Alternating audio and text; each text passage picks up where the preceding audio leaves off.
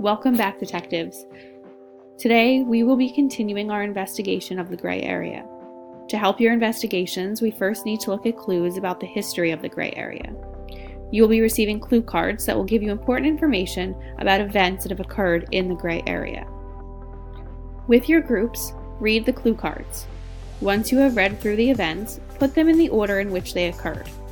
Use these clues to fill in the timeline of the gray area.